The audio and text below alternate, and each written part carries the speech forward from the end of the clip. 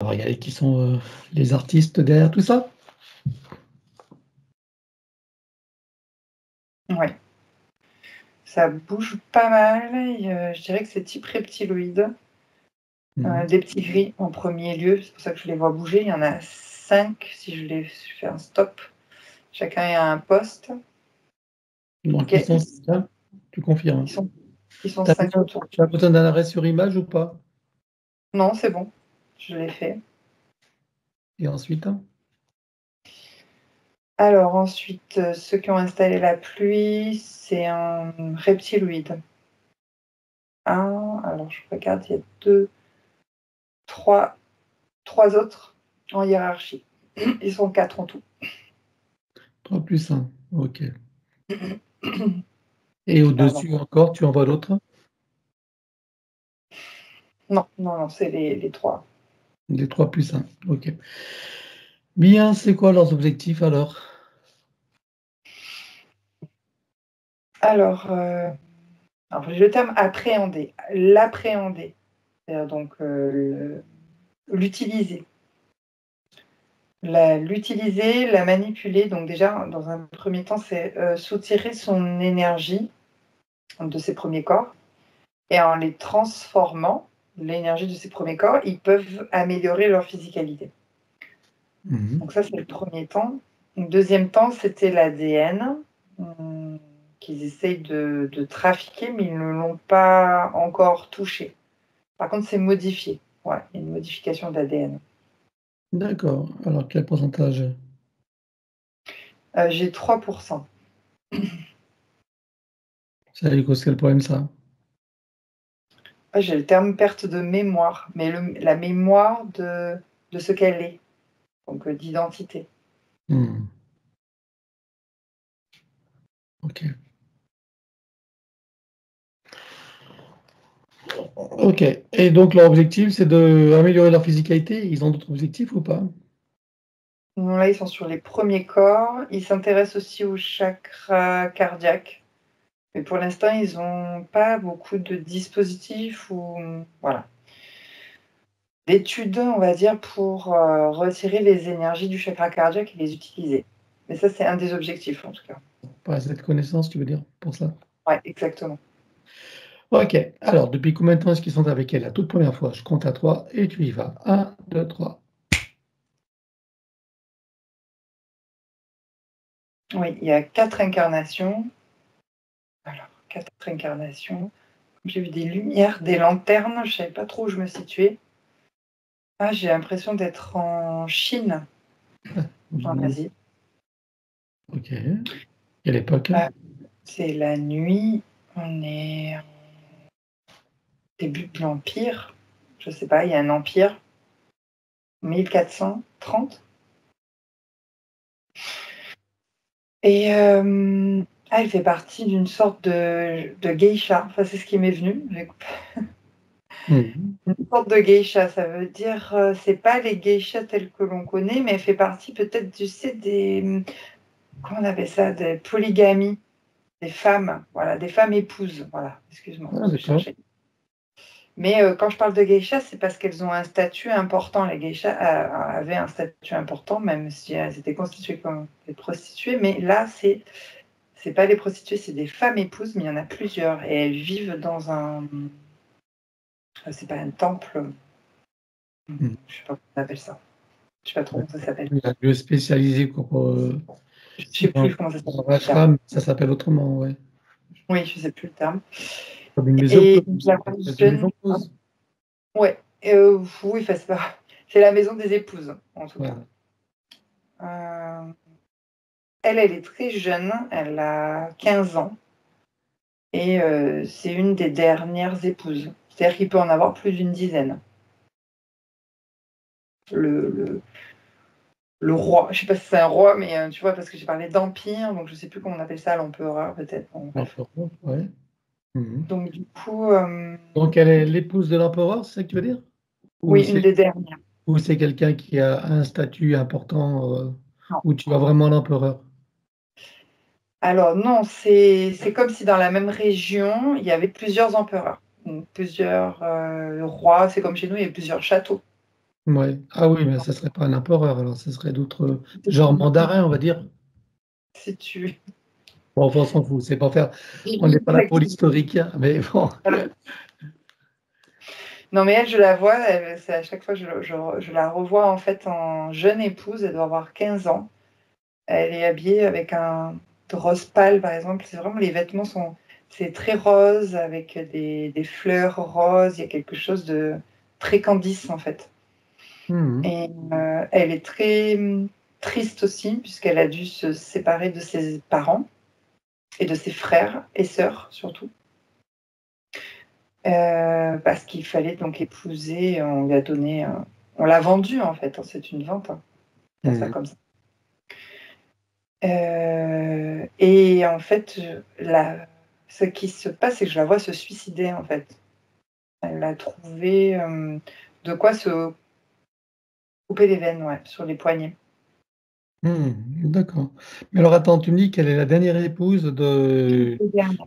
de ce, on va dire mandarin, roi, peu importe.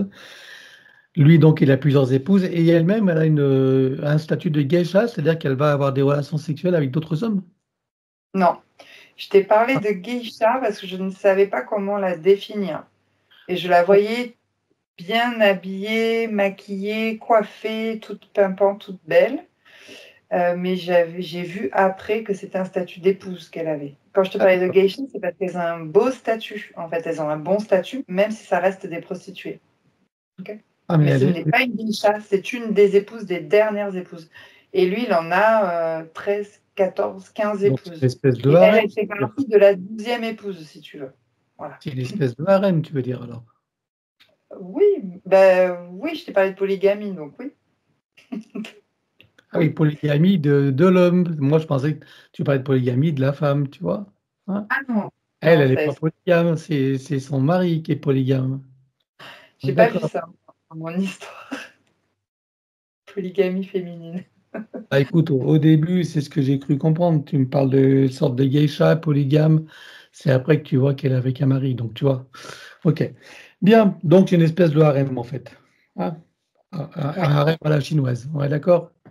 oui. Bon, en tout cas, peu importe, c'est pas ça l'important. Donc, elle se suicide. Elle Oui. s'ouvre les veines. C'est là que les reptiloïdes interviennent. OK. Et alors, donc, une fois qu'elle quitte son corps, qu'est-ce qui se passe avec les reptiloïdes? Il y a comme cette pluie de lavement. Elle a la sensation de se nettoyer de ses péchés ou de se laver de ce qu'elle vient de faire ou même de se laver aussi de rapports sexuels avec cet homme-là. Hmm. Et c'est cette pluie-là d'énergie qui est installée dès son coronal. Et elle a l'impression de prendre une douche, en fait. Et ça, c'est les reptiloïdes qui créent cette situation Oui, pour lui donner l'impression de se purifier de péché ou de scorie, c'est ça? Ou exactement. La sensation de se laver de ses rapports, de ces rapports. OK. son corps. Ouais. Ouais. Bon, OK. Bien. Et donc, c'est ce qu'on retrouve aujourd'hui dans ce que tu as vu tout à l'heure. Oui. Sensation. OK, OK. Bien. Et depuis lors, je suppose que ce sont ces reptiloïdes qui gèrent ces incarnations. Oui. Et ce sont toujours eux qui choisissent les lignées dans lesquelles elle va s'incarner. Oui, cette sensation de se sentir abandonné de ses parents toujours ou rejeté, Ah, trahi. donc tu veux dire qu'ils choisissent des lignées dans lesquelles elle va vivre le scénario de l'abandon. C'est ça que tu veux dire? Oui, abandon et rejet, quelque chose comme ça, ouais. Il y a D'accord. toujours cette tristesse. Mmh. Et de cette vie donc de dernière épouse, il y a des séquelles, enfin on en trouve des stigmates Oui. à part l'abandon? Est-ce que tu vois des stigmates de cette ou du suicide ou de la situation? Oui, il y a le rapport à son corps, le féminin, je trouve, qui est Oui, fort, des rapports sexuels. d'accord. D'où son problème avec avec donc l'orgasme? Ah oui, ah oui, il y a aucun plaisir. D'accord. Il y a pas de OK. choix Mmh. aussi. Voilà, très bien. Soit et pas de sécurité, je dirais même. Un Donc, manque d'insécurité voilà. aussi. Donc, un point avec sa libido et ses rapports sexuels. On est d'accord? Oui. Ok. Bien. Alors, je suppose que pendant que tu as toutes ces informations, que toutes les parties de Christine prennent conscience et connaissent, de Anne, pardon, prennent conscience et connaissance de la situation et bien sûr des conséquences. Oui. Ça fait partie de leur bagage de connaissances et de futures compétences. Donc, pour en revenir au reptiloïde, avec ces douches-là, ils ont obtenu un consentement, c'est ça? Alors, le consentement était fait avant, au moment du suicide, en fait, au moment où elle se coupe les veines. Parce qu'il y a une énergie de basse fréquence qui est générée à ce moment-là. Et alors, c'est considéré comme un consentement? Oui, tu te donnes la mort, donc Ah oui. oui, tiens. Ok, c'est un système qu'ils ont inventé pour, c'est à travers la culpabilité, c'est ça? Oui, c'est facile pour eux, en fait, de nous Voilà. apprendre. D'accord, ok, bien. Combien est-ce que tu vois qu'il y a eu de vie humaine dans cette boucle de manifestation de ce soi supérieur? 23.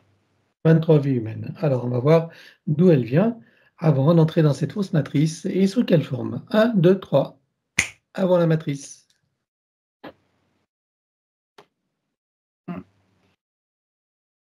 Euh, Alors, j'observe une sorte de lune, mais qui n'est pas connue et qui gravite pas autour d'une planète. Il y a un aspect lunaire. C'est assez désertique, cette planète. Et il n'y a pas d'humanoïde, mais elle ressemble à une sorte de... Ah oui, voilà, elle ressemble à une sorte de boule, je dirais. Mais c'est... Comment je peux expliquer ça? Tu sais, les agates, tu vois, le style de Hmm. pierre sous forme Multicolore. ronde. Ouais. C'est joli, hein, c'est... Voilà. Et c'est... Voilà, bah, ce sont des êtres qui... Alors, qui vivent là. Ils ont des yeux, mais pas comme un humanoïde. Et C'est-à-dire pourquoi tu dis Lune n'est pas planète puisqu'elle elle n'est pas, elle tourne pas autour d'une c'est planète? assez bizarre.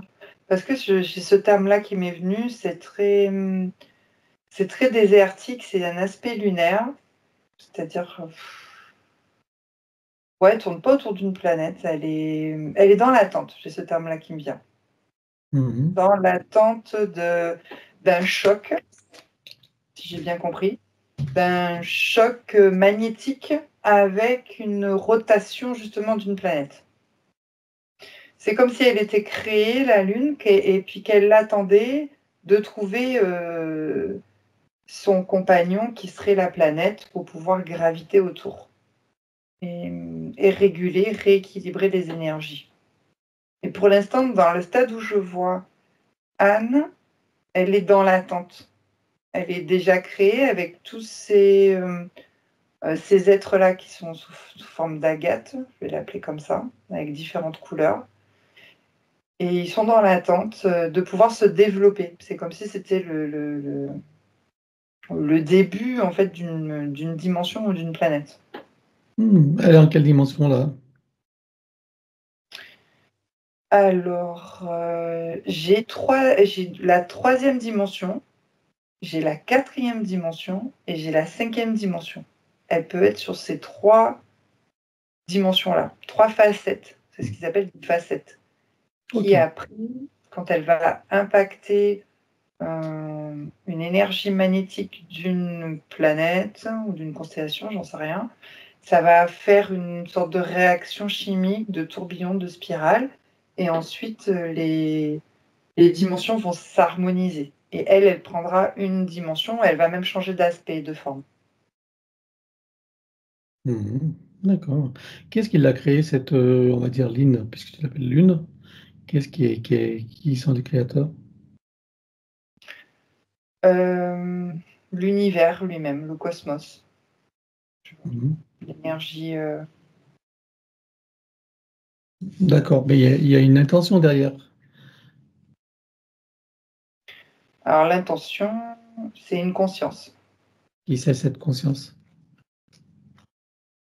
C'est type Gaïa, comme Gaïa. Je dis pas que c'est elle, hein, mais c'est pour C'est une t'expliquer que c'est une... conscience comme Gaïa qui choisit de se manifester, d'abord sous forme de lune, et qui est Oui, programmée donc pour un choc sur une planète qui va provoquer des phénomènes de manifestation et d'harmonisation, c'est ça?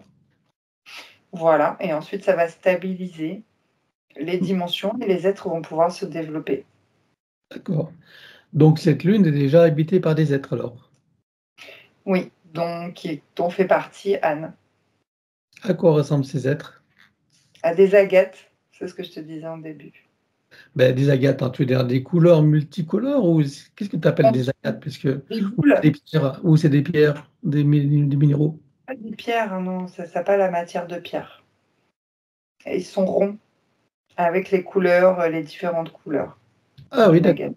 Et ça a des jambes, des bras ou c'est... Non, je te disais juste qu'il y a des yeux, mais c'est pas des yeux comme les êtres humains. Ah oui, C'est, d'accord. les yeux sont là, font partie de la boule. Et après, ça se développe en humanoïde ou en animal, ça dépend qui. Ah, ils sont en attente d'une manifestation future, Exact, humanoïde, animal ou autre. oui. Ah oui, marrant ça. Tiens, c'est bien. Donc on va dire ronde comme une agate, qu'une espèce de cellule, on va dire, en attente, une cellule souche qui attend de se manifester. C'est pas vraiment une cellule souche, parce que j'ai déjà vu ça, mais c'est un être qui pense et qui fait son boulot, c'est-à-dire d'être là, d'attendre, d'être dans l'équilibre avec les autres. C'est comme une roche, elle est à sa juste place, la roche. Elle Hmm, a un rôle à jouer, ben là c'est pareil. d'accord. Bien alors, avance dans le temps, regarde qu'est-ce qui se passe alors. Est-ce que tu arrives à un moment où il y a l'impact? Euh, non, il se passe quelque chose, il n'y a pas d'impact, mais par contre, j'ai des êtres humanoïdes qui arrivent sur cette planète pour récolter ces agates, ces consciences, quoi. Ce sont des sortes de pléiadiens, ou ce sont des pléiadiens, mais ils ont différentes formes d'humanoïdes, qui ont voulu, du coup, récolter, on va dire, Anne, pour Oui. l'emmener sur Gaïa. Et Ah la bon, forme qu'elle va prendre, c'est sur Gaïa, en quatrième dimension. d'accord, prisonnier sur Gaïa. Ok. Donc Gaïa est à quelle époque là de sa Construction. Elle se construit en cinquième dimension pour la quatrième dimension. Et c'est là que Anne intervient en quatrième dimension. Donc c'est là que je la vois se transformer. D'accord. Et en quatrième dimension, ça se transforme en quoi alors? Une sorte de félin, un félin. Euh, ouais, je sais pas, type, c'est pas un tigre, je sais pas trop. Mais un félin en quatrième dimension, c'est-à-dire qu'il est énergétiquement grand et il vibre énormément, avec beaucoup d'énergie. Il y a une vitesse aussi à laquelle il peut parcourir et faire le tour de la quatrième dimension de Gaïa, ce qui vient harmoniser des énergies. Pendant qu'il tourne, il y a des sortes de géométrie en fait qui se créent comme ça. Il court, on va dire, il galope si tu veux, et ça équilibre en fait certains espaces de la quatrième dimension. D'accord. Bien. Et après, qu'est-ce qui se passe alors? Il collabore avec les êtres de la nature, notamment les élémentaux de la terre, je dirais, comme des sortes de gnomes ou de lutins. Il y a une réelle harmonie entre eux. Et c'est jusqu'à l'arrivée de la fausse matrice où ce tigre va perdre beaucoup d'énergie. Non, il ne se manifeste pas en troisième dimension, c'est après. Mais il Mhm. perd beaucoup d'énergie et il n'arrive plus du tout à créer et à équilibrer l'environnement. Et après? C'est après qu'il est comme fatigué et qui se laisse porter dans, on va dire, dans les roues d'incarnation. Il se laisse, oui, fatigué, tu n'as plus d'énergie de toute façon, donc tu rentres D'accord, dans mais les roues. pour être dans les roues d'incarnation, il faut qu'il se désincarne, non? Ou il va comme ça directement? Oui, il a déjà perdu beaucoup d'énergie, donc il peut rentrer dans les roues d'incarnation avec le peu d'énergie qui lui reste. Hmm. Et alors, sa première vie, manifestée en 3D, c'est sous quelle forme? Humain, Ouais, polarité, directement. ma- polarité masculine. Type les hommes de Cro-Magnon, même avant la préhistoire. C'est très ancien. Ok. Je suppose d'une époque qui nous est inconnue. Oui, oui, totalement. Bien. Alors, à présent qu'on en sait un peu plus sur cette boucle de manifestation de son soi supérieur, tu peux revenir ici et maintenant. Oui, Si tu la scannes encore, vois-tu des choses qui n'ont pas été vues, même si tout disparaîtra, ou des informations qui pourraient nous être utiles? non, c'est bon. Bien. Alors, regarde son ADN éthérique qui apparaît 5% modifié. Dis-moi si le reste est bien issu de son essence. Oui, c'est bon. Demande-lui si elle accepte que nous travaillons pour elle, sur elle et avec elle au cours de cette session. Oui, Puisque nous avons son accord, en son nom, nous allons convoquer toutes les entités en lien direct et indirect avec elle jusqu'au plan archavélique. Qu'elle le veuille ou non, qu'elle se cache ou non, elles n'ont pas le choix. Je compte à 3 et elles te sont toutes apparentes. 1, 2, 3. oui. Alors, à part ces grilles, ces reptiloïdes et leur hiérarchie, qui vois-tu d'autre? Les opportunistes, les entités démoniaques qui appuient sur des failles émotionnelles et psychiques. Euh, j'ai une tristesse intérieure, de la culpabilité. J'ai le sentiment de trahison aussi, d'impuissance. Ouais. Voilà. Après, qui vois-tu d'autre? Les gestionnaires de la matrice en remontant en hiérarchie jusqu'aux archontes. Tu vois des parasites? Non. Ok. Alors, elle déclare à tout ce petit monde qu'elles auront tout pacte, contrat, engagement, consentement, vœu, souhait, permission, serment, allégeance, alliance, promesse, accord, tacite ou non, conscient ou non, de manière rétroactive, sur tous les plans, dans toutes les boucles, toutes les couches, toutes les vides, toutes dimensions, toute fréquence, tout espace-temps, toute bulle de création, par toutes les portes cachées, tout ce qui est secret, dans tous les plis et replis des espaces-temps, dans tous les différents états de conscience et tout ce qui est connu et inconnu en général. On ouvre un grand portail dimensionnel et toutes les entités vues et pas vues, jusqu'au plan archavélique, tout dispositif vu et pas vu, tout ce qui n'appartient pas à ces corps, énergie, conscience et information d'origine vue et pas vue, disparaît avec traces, mémoire, empreinte, écho, résonance, réminiscence, système duplicatif et reproductif, copier-coller, programmation, sur tous les plans multidimensionnels, quantiques, fractales et autres inconnus. Tu ouvres un grand portail dimensionnel et tout disparaît totalement. 1, 2, 3. Oui. Tu le refermes et tu l'effaces. Oui. Anne se place dans une bulle critique de protection. Oui. Elle se crée des racines jusqu'au cœur de Gaïa et aspire énergie, substance, vitalité, structure. Oui. Elle se connecte à la source et fait descendre information originelle, énergie, conscience, puissance créatrice et amour. Oui. Elle reprend d'énergie, se restructure, se ravigore, prend de la vitalité et se souvient de qui elle est en essence, au-delà de toute forme, et le ressent pleinement. Oui. Comment vas-tu, Anne, à présent? Elle se sent soulagée et détendue. Dis-moi comment réagissent les entités. Oui, il y a des alarmes qui se sont allumées, donc elles sont déjà en train de s'affairer dans tous les sens. Branle-bas de combat? Ouais, c'est ça. Bien, on va toutes les bloquer comme un arrêt sur image. 1, 2, 3, sur tous les plans. Oui.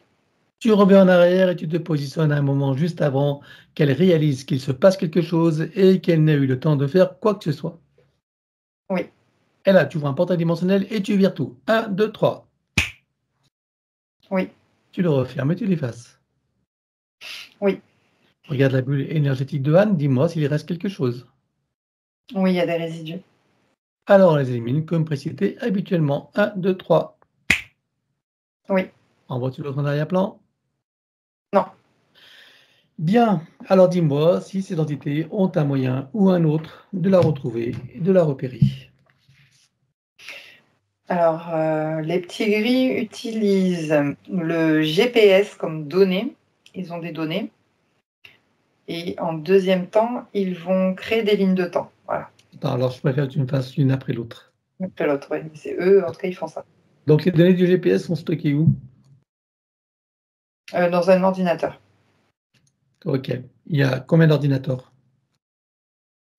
En tout, il y en a une dizaine.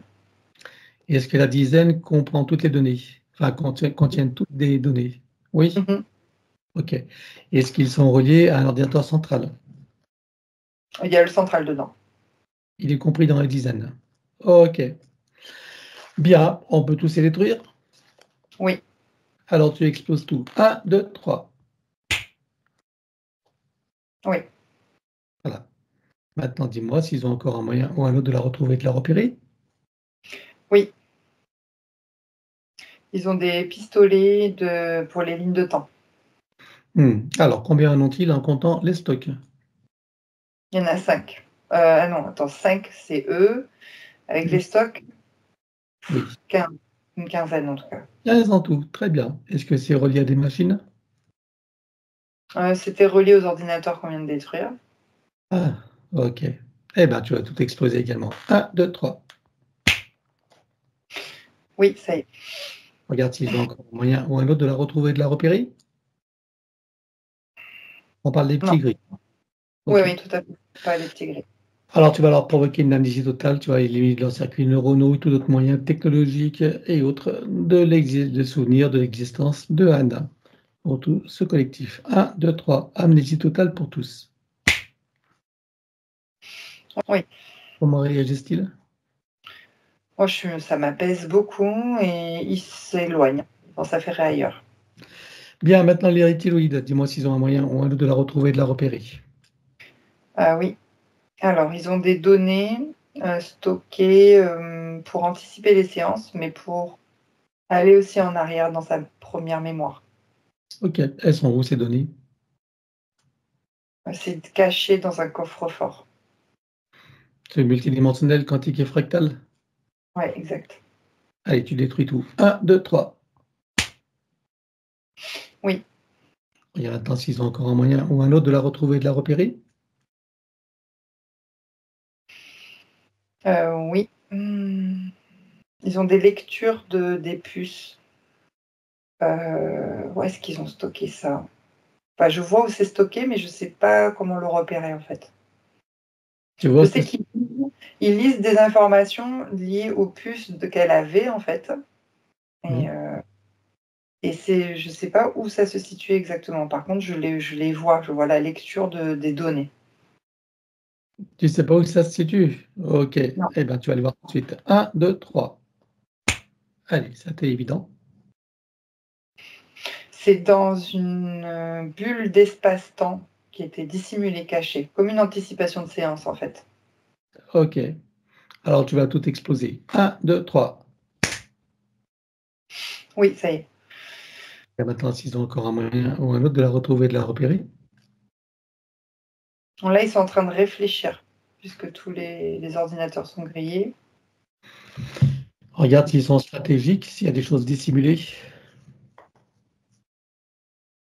Non. Par contre, ils vont aller rechercher d'autres ordinateurs pour créer une boucle de manifestation carrément.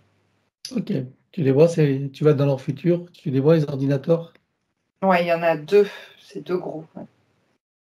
ils sont reliés à d'autres ordinateurs. Heu, non, pas ceux-là, pas pour l'instant en tout cas. Ok, alors tu les exploses. Un, 2, 3. Oui, ça y est. Voilà. Bon, maintenant, on va leur provoquer une amnésie totale également, hein. Oui. Dans les conditions que les petits gris. Un, 2, 3. Amnésie pour tous, y compris les hiérarchies. Oui, ça y est. Comment réagissent-ils? Ils, partent. Je les vois s'éloigner. Ok. La hiérarchie aussi. Oui, toute la hiérarchie, oui. Ils n'ont plus aucun moyen de se souvenir de son existence. Non. Et je sens mon La retrouver ultérieurement? Non. Parfait. Alors, on va regarder son sens supérieur. Je veux savoir où il réside et dans quelle situation. Sur le plan morantiel, en observation. Comment est-ce que tu vois son âme? Elle se sent libérée. Et la partie subliminale? Elle bouge, elle est en mouvement. On va demander au sens supérieur si c'est adéquat que nous partions du plan morantiel pour recréer une nouvelle ligne de temps et une incarnation à neuf avec l'accès à son plein potentiel intérieur, dans un équilibre, une harmonie et une santé parfaite sur tous les plans, une parfaite sécurité intérieure et l'amour qu'elle est. Oui. Alors nous y allons. 1, 2, 3. Oui.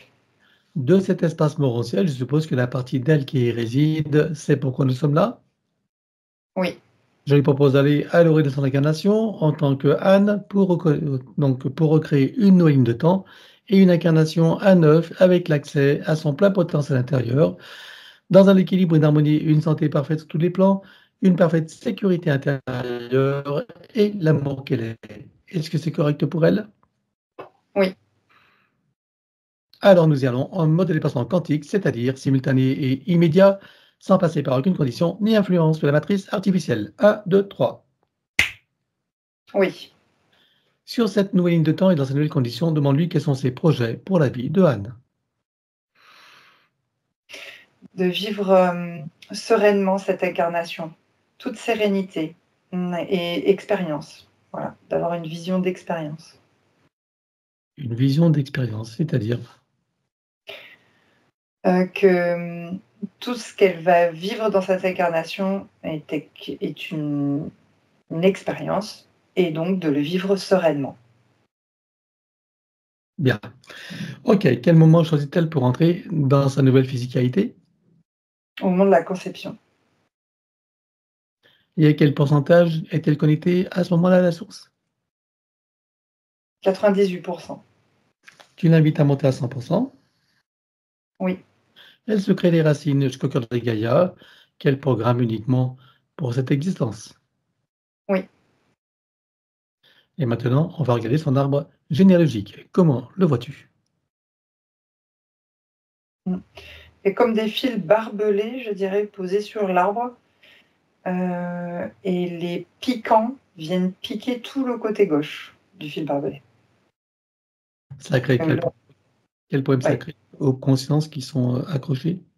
Surtout la polarité donc féminine qui en fait est prise de, je dirais, de douleur, de désordre, de blocage de communication et il n'y a pas de vision, j'ai encore ce terme-là, avec la polarité masculine. Il n'y a pas d'intégration, de vue sur le masculin. Tu veux dire que le masculin a été écarté quelque part ou comment tu... Oui, C'est c'est ça? ça, écarté, c'est-à-dire occulté, c'est-à-dire le rapport à l'homme est Hmm. dévié aussi. Voilà, D'accord. déformé. Ok. Bien. Alors, donc, comment est-ce que tu vois que ça impacte particulièrement Anne? Elle se sent seule, abandonnée. C'est ça qui me revient. Eh oui, évidemment. Alors, on va demander à la conscience de l'arbre si nous sommes autorisés à intervenir sur lui. Oui, Tu vas à l'origine de cette situation à la toute première fois. 1, 2, 3. oui, À combien de générations sommes-nous en arrière? 68. Que se passe-t-il à ce moment-là? Au sortir des roues d'incarnation, l'arbre est attrapé par les entités démoniaques. Donc, c'est ces entités-là qui déposent le filet barbelé. Hmm. Est-ce que tu peux trouver un moment où cet arbre est parfaitement libre et non encore repéré? Oui, Tu te présentes à lui à ce moment-là, tu donnes des informations de ce qui pourrait survenir si rien n'est fait et tu lui proposes de trouver une solution créatrice pour que cette situation n'arrive jamais. oui. Que choisit-il de faire? Une haute montée de fréquence et soudaine qui le place hors du champ de perception de ces entités. On va compléter ça par une connexion de l'arbre à la source, toucher en plein cœur et dans sa conscience. Que se passe-t-il pour lui et toutes les âmes qui y sont accrochées? Ah, déjà, je sens un soulagement de l'arbre, hein. Il se sent ravigoré, plein d'énergie d'expansion et toutes les âmes, elles se reconnectent entre elles. C'est comme s'il y avait de l'amour. C'est comme si on découvrait l'amour. Voilà, on échangeait et on se découvrait plein d'amour. Comment est-ce que tu vois que ça impacte particulièrement Anne? Elle se place au centre de son arbre, elle se sent puissante et à sa place, ouais, c'est ça. Vraiment à sa place, avec tout l'amour. Est-ce que tu peux l'inviter à créer des voies de communication par le cœur, d'ouverture de conscience et d'auto-guérison pour toutes les âmes de sa lignée, en particulier ses plus proches? Oui, Allons-y. oui, Voilà, elle enroule son arbre avec autant de sinusoïdes d'énergie que nécessaire, issus de sa propre source. oui, Et tu ancres. oui. Que compte-t-elle faire avec lui à présent? Est-ce qu'elle veut le couper partiellement ou entièrement? Est-ce qu'elle veut réaménager, réinformer, transmuter ou autre? Elle va le couper à 25% et réinformer le reste. Dis-moi quand c'est fait. Oui, c'est bon. Bien, à présent, on va s'occuper de son ADN. On a vu qu'il y avait 5% d'ADN modifié. Quel pourcentage peut-on commencer déjà à éliminer? La moitié. Ok, alors on élimine 2,5%. 1, 2, 3, comme précité habituellement. Oui, On regarde si de ces 2,5%, il y en a des résidus. Il en reste des non, résidus. Parfait. Alors elle les remplace avec sa propre essence. oui, Est-ce qu'elle peut éliminer le reste? oui, Alors idem. 1, 2, 3. oui, Elle les remplace également.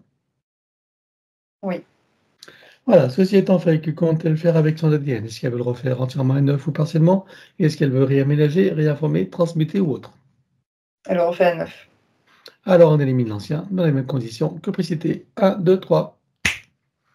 Oui, Elle le recrée à neuf avec le gabarit de création dans la version la plus adéquate compte tenu de ses propres objectifs d'incarnation. oui. Combien vois-tu des disques? Combien sont connectés et combien sont activés?